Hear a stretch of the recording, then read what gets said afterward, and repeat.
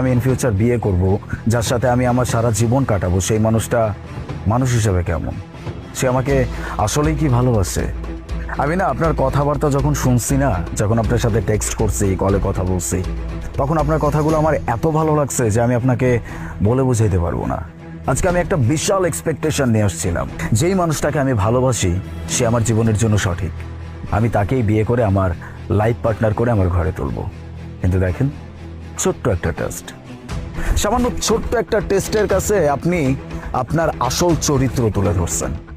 আমি ইচ্ছা করে হ্যান্ডিক্যাপ সেজে আপনার সামনে আসছে এই কারণে, এইটা দেখার জন্য যে মানুষটা আমাকে কতটা ভালোবাসে, বা আমার যদি কখনো খারাপ অবস্থা চলেও আসে তখন মানুষটা আমার সাথে কেমন বিহেভ করবে, সে আমাকে কোন ওয়েতে দেখবে, সে আমাকে কিভাবে ট্রিট করবে।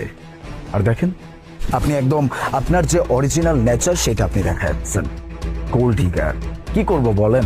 অ্যাকচুয়ালি এখন গোল্ড ডিগারের জামানা চলতেছে, তো এই জন্য আর কি একটু চেক করতে হয়। কিন্তু চেক করে যে আমি এরকম একজন মানুষকে আমার চোখের সামনে দেখতে পারবো সেটা আমি চিন্তা করতে পারি নাই। যাক, আল্লাহ পাক যা করে ভালোর জন্যই করে, যেটা হয়েছে অনেক ভালো হয়েছে। লিসেন, আপনি এভাবে কেন বলতেছেন আমাকে? হ্যাঁ, আমিও জাস্ট একটা প্র্যাঙ্কই করছিলাম। আপনি যেমন একটা টেস্ট আমার নিলেন যে আমি আসলে কিরকম, আমি একটু প্র্যাঙ্ক করছিলাম যে দেখি আমি যদি ওর সাথে একটু মজা করি ও কিভাবে নেয়। আপনি তো পুরো ব্যাপারটা সিরিয়াসভাবে নিয়ে নিচ্ছেন। অ্যাকচুয়ালি আমার আপনার কোনো কিছুতে সমস্যা নাই, আর আপনি তো একদমই ঠিক আছেন। সো আপনাকে বিয়ে করতে আমার কোনো প্রবলেম নেই, আমি আপনাকে বিয়ে করতে রাজি। শাট আপ মোনা, এইসব কি ভাই? একটু আগেই বললি লোকটা পঙ্গু, তাকে বিয়ে করবি না, বাস মিটে গেছে। এখন দেখতেছো যে লোকটা ঠিক আছে, অমনি বিয়ে করার জন্য পাগল, তাই না? মানে তোদের মতো মেয়ে যার লাইফে যাবে না, তার লাইফটা একবার ধ্বংস।